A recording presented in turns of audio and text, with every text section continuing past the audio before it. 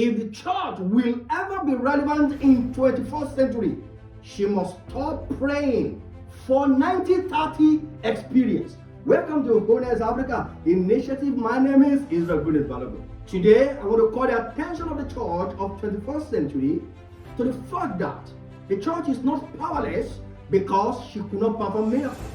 The church is not powerless because there was no massive healing anymore. The church is not powerless because there was no massive save of the soul. The church is powerless because the church has failed to become relevant in 21st century community.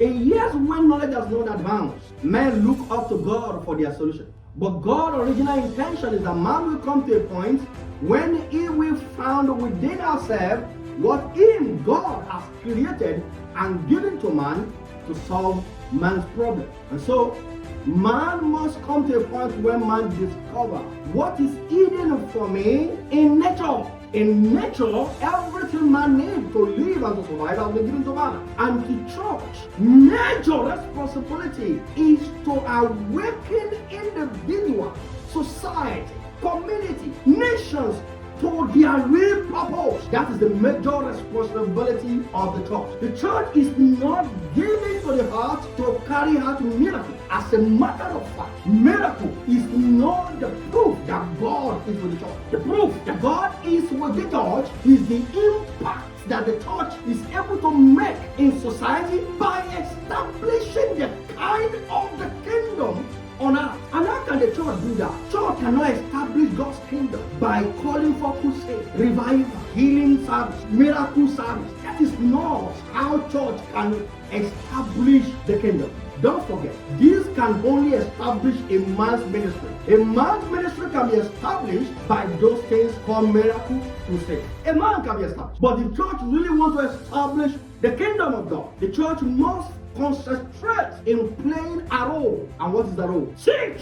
Say, go and teach. Teaching what? Say, discipling nations. It didn't say disciple person. Say, discipling nations. How? The church must come to realize that the original purpose of the church is to establish in man the principles of God. Is to raise people that will become personality in their spheres of calling. For example, let's say I am an engineer. The church must realize that they must teach me to become a miracle worker in engineering world. In other words, miracle in engineering world means coming up with discovery, inventions that will make people build house without collapsing. That will give a poor man opportunity to have a shelter on his or her head. That is exactly what it means to do a miracle. The church must raise. The church must raise for herself people that will rise in medical and provide solution to incurable disease that will become a solution to both believer and unbeliever.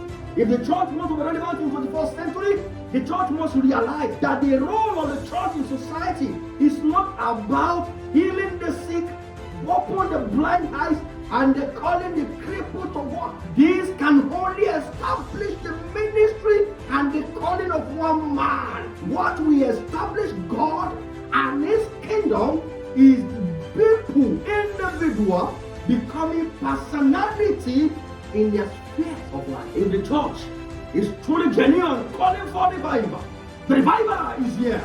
And the only revival that we needed in 21st century is the revival of knowledge. Revival of knowledge. Revival of knowledge. The church must begin to invest powerfully on the people, developing people, increasing capacity to get miracles.